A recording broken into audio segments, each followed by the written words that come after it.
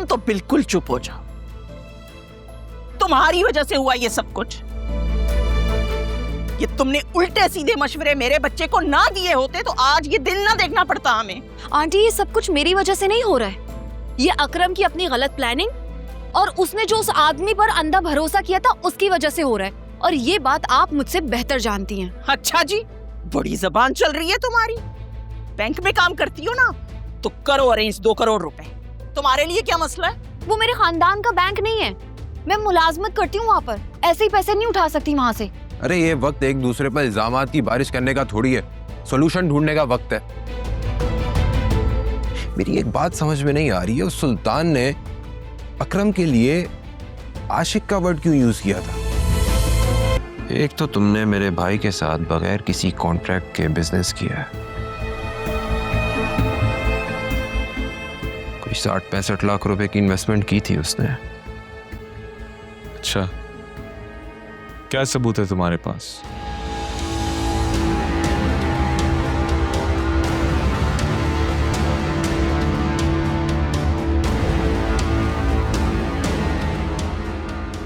पीछे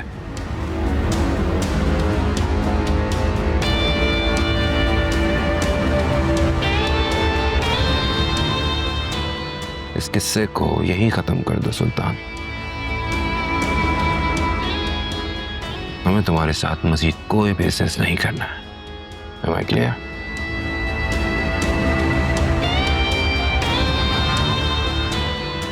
अब मेरी बात ध्यान से सुनो। मेरे साथ ज्यादा चालाकी करने की जरूरत नहीं है। उस बिजनेस को भूल जाओ, वो मैं किसी और को बेच चुका हूं। हाँ, अगर अपने भाई की जिंदगी चाहते हो तो 1 हफ्ते के अंदर 2 करोड़ रुपए का बंदोबस्त करो, नहीं तो कुछ दिनों में अदालत से उसे फर्द जुमायत हो जाएगी और जेल चला जाएगा 10 साल के लिए। सारी जवानी तुम्हारा भाई जेल में चक्की पीस पीस के गुजारेगा।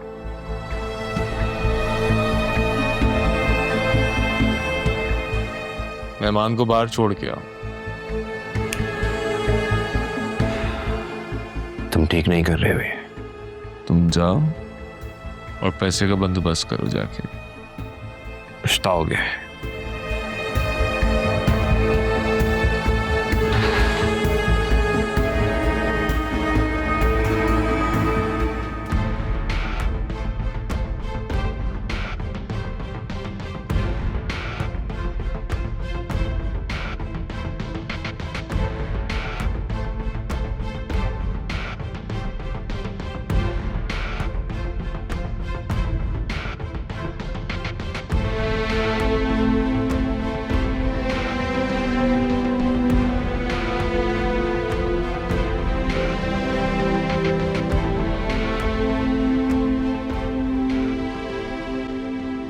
₹1 भी नहीं मिलेगा तुझे, समझे?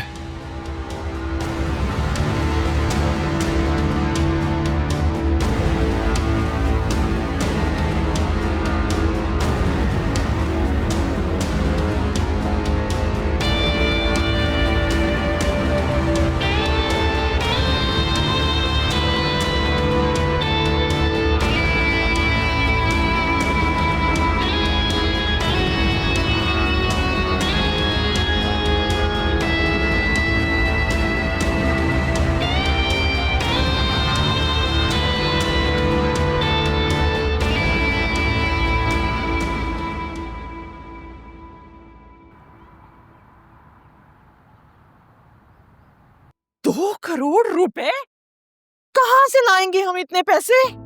2 नंबर आदमी है वो, बहुत ऊपर तक ताल्लुकात है उसके, ऐसे ही लोगों को लूटता है वो। पुलिस भी उसके साथ मिली हुई है, बड़ी मुश्किलों से उससे मुलाकात हुई है, वरना वो मिलता भी नहीं है ऐसे किसी से। खुदा गारत करे उस सुल्तान को। अरे कैसे उस दिन मेरे साथ हंस हंस के बातें कर रहा था, आंटी आंटी कहते उसकी जबान नहीं रुक रही थी। दिल तो चाह रहा है उसकी वही जबान उसकी गर्दन के गिर्द घुमाकर फांसी पे लटका दूं।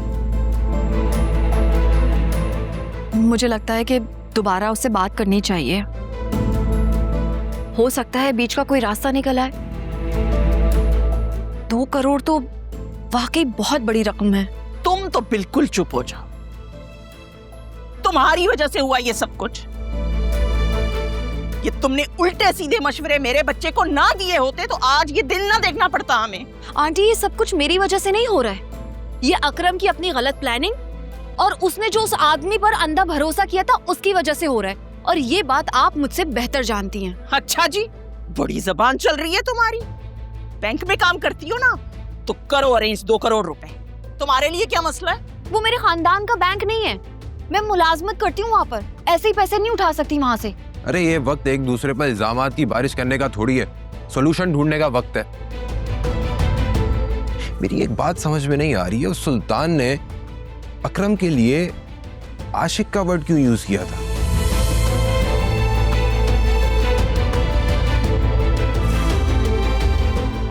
क्या इन दोनों के दरमियान लड़ाई की वजह कोई लड़की है?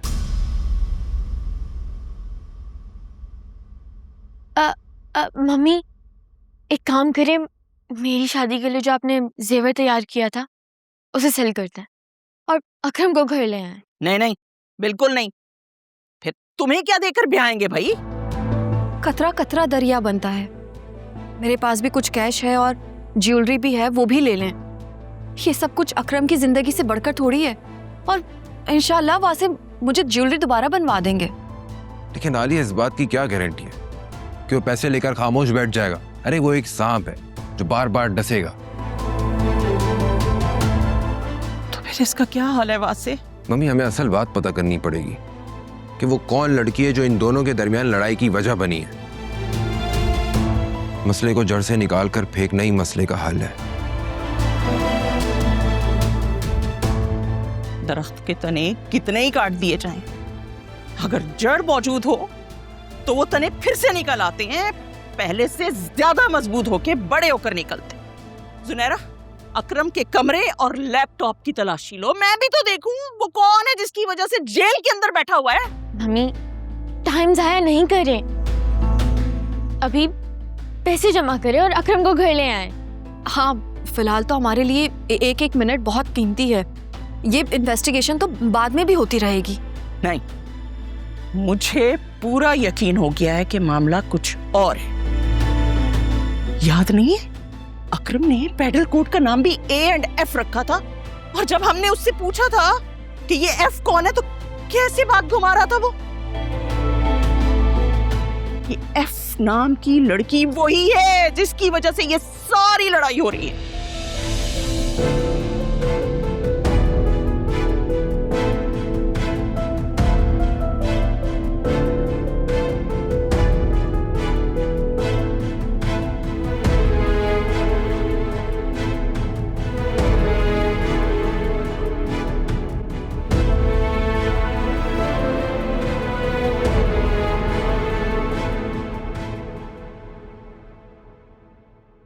Oh my God Alia, Nausheen aunty तो बड़ी चालाक निकली।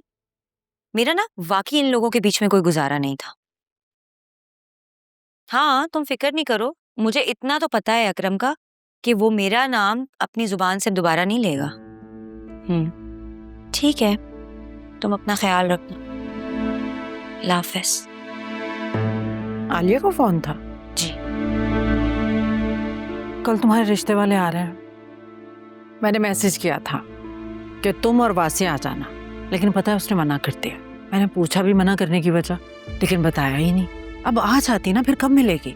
वो लोग 1 हफ्ते बाद चले जाएंगे, फिर कब मिलना मिलाना होगा? मेरी प्यारी अम्मा, मेरे लिए आप और बाबा काफी। आलिया और वासे भाई से तो वीडियो कॉल पे भी बात हो सकती है। पता है बहुत अच्छे लोग हैं, माशाल्लाह से तुम उनके साथ बहुत खुश रहोगे इंशाल्लाह। ये जोया अभी तक सो रही है? कोई बात नहीं, उनकी तबीयत ठीक नहीं है, सोने दे। पता है आपको, वैसे भी सुबह सोई हैं वो। बस बेटा तुम अपने घर की हो जाओ, फिर इसके बारे में भी सोचते हैं कुछ। क्या मतलब, क्या सोचेंगे? अरे सारी जिंदगी उसको बिठाकर थोड़ी रखना है। बेचारी का घर तो टूट गया है और असफर को वैसी सजा हो जानी है। और तुम्हारे अब्बा कह रहे थे कि उसको खुला दिलवा देंगे। और फिर आप उनका किसी और के साथ निकाह करके उनको रवाना कर देंगी। और नहीं तो क्या, सारी जिंदगी अकेले कैसे गुजारेगी वो? आयरा, उसका क्या होगा?